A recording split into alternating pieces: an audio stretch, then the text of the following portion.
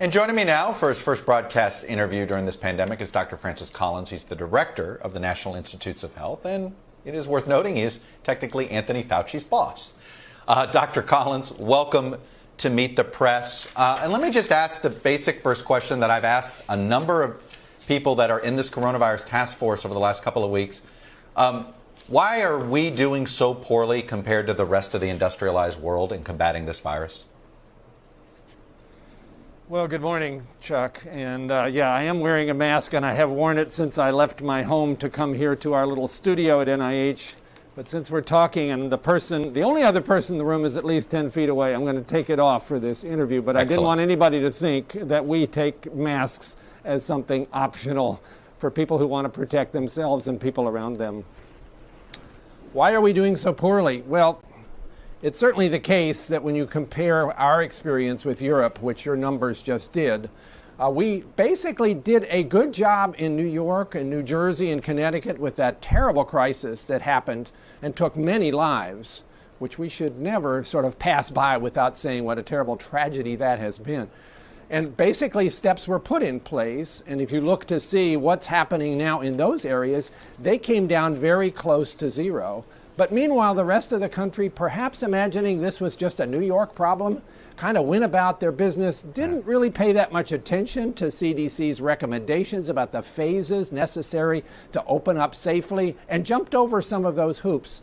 And people started congregating and not wearing masks and feeling like it's over and maybe summer it'll all go away. And now here we are, not only with 70,000 new cases almost every day, but from my perspective also quite concerning the number of hospitalizations, which is very close to being as high in the country as it was back in April. So yeah, we got to really double down here. And I hope today, Chuck, we can talk about things that bring us together, not things that divide us. We Americans are pretty good at rising to a crisis. We got one now. Right. Let's see what we can do together. Well, that's the question. Can this be done without federal leadership? I think basically we Americans are individuals, and if given the appropriate information, and if it's not sort of confused by a lot of other conspiracy theories, we're capable of figuring out what to do. If we want to see this current surge, and it's a real surge, to turn around, as you just heard from the head of the CDC, all Americans need to recognize it's up to us. Wear a mask when you're out of your house. And that is protecting other people from you, because you might be that person who's infected and doesn't know it yet and is spreading virus around. Do that social distancing thing. Don't congregate in large groups, especially not indoors. And do the hand washing. We can turn this around. And we don't have to wait for some sort of serious high-level edict to say so. This just makes common sense. At this point, it just ought to be something we all do. All right, you just referenced the CDC director. I don't mean to sort of nitpick on this, but the president directly contradicted it and even said, I don't even think he's right about that if everybody wore a mask. How do you at all get us rowing in the same direction if you have that high level of a contradiction? Well, it is bizarre that we have turned the mask wearing into something political. Imagine you were an alien coming to the planet Earth and looking around, looking at the scientific data, going from various place to place and looking to see who's wearing masks. You would be totally astounded, puzzled, amazed. You'd wonder, what is going on here? How could it be that something as basic as a public health action that we have very strong evidence can help seems to attach to people's political party? For starters, could we just walk away from that and say, this is about all of us? We're Americans. We're pretty good at rising to a challenge, a crisis. We've done so before in wartime. This is not a war, but it's a certain way it is against the enemy, which is called the virus. And that virus is very sneaky and stealthy. And our best chance is for all of us to get together and do the right thing and stop fighting so much about the divide between different political perspectives, which is just getting in the way. Right. Let me ask you this. Should Americans be concerned that the advice that does come out of the task force is somehow getting watered down by political pressure? Well, I'm part of the task force. I join those meetings. The vice president presides over them. There's a very thoughtful exchange of information. Dr. Birx presents the latest data in terms of what's happening across the country.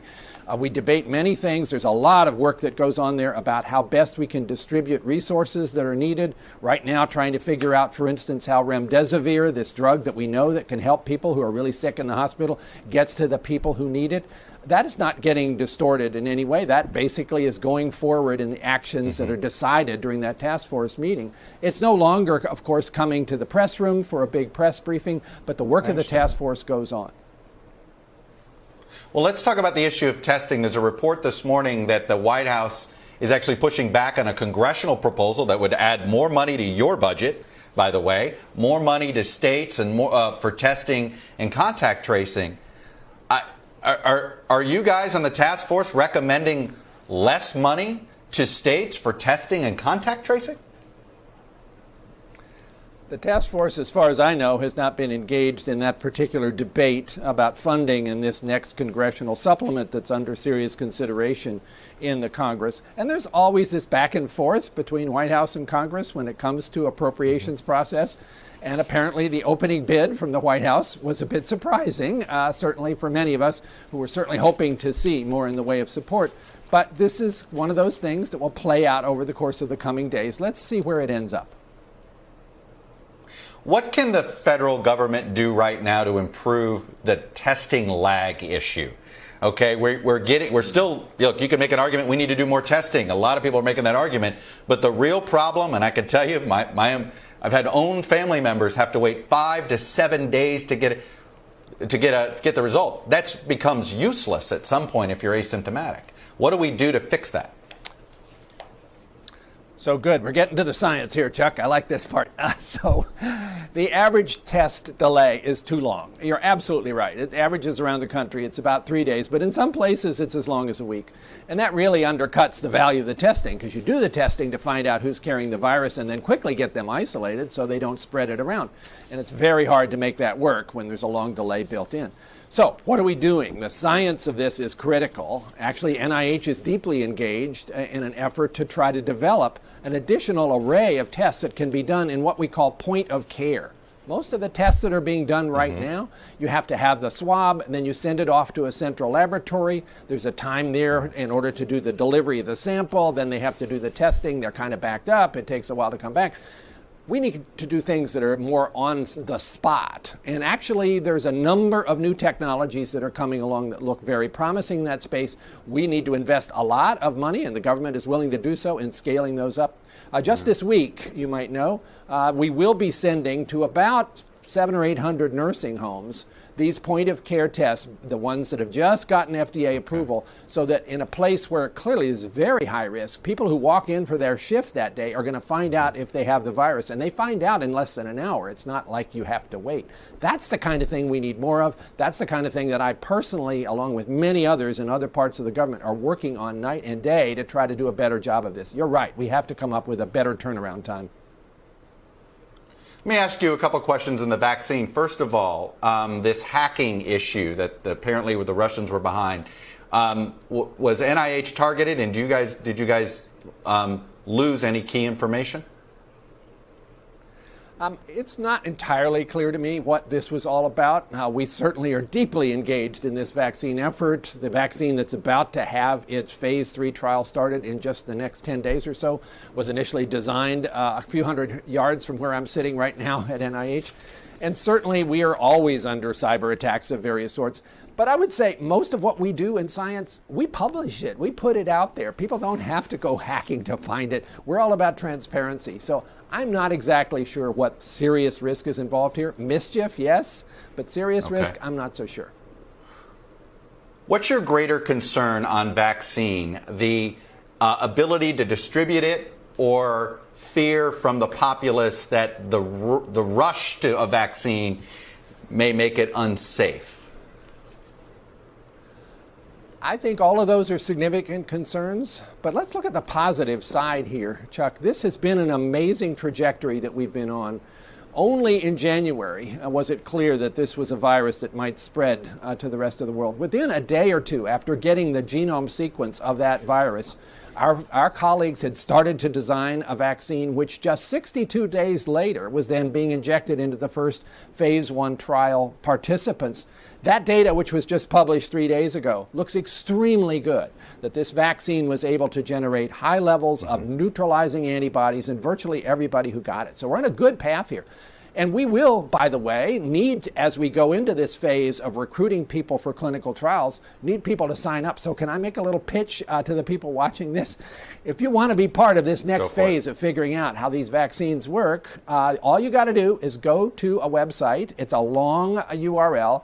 Coronavirus Prevention Network, all one word, .org. Coronaviruspreventionnetwork.org. About 100,000 people have already indicated their interest by registering for this, and you might then get called, especially if you're in one of the sites where we're going to do the recruiting, which is going to be in the place where the virus is spreading, mostly in the South. So come on, y'all, take part in this. We obviously need, especially people who are at higher risk, African Americans, Latinos. Right. Come on, y'all. And final question, Dr. Collins. Has anybody at the White House asked you to demote or fire Dr. Fauci? And if they did, would you do it? Nobody has asked me to do that, and I find that concept unimaginable. And I am amused that everybody's calling me Dr. Fauci's boss, because his real boss is his wife, Christine Grady, and she might have something to say about that. Dr. Francis Collins, the head of the National Institutes of Health, I appreciate you coming on. I know it's not an easy situation that you're in, but it's important that the public hear from you, so thank you for doing this, sir. Thanks a lot, Chuck. It's nice to be with you. You got it. Hello from Washington, I'm Chuck Todd, and thanks for checking out the Meet the Press channel on YouTube. Click on the button down here to subscribe, and click over here to watch the latest interviews, highlights, and other digital exclusives.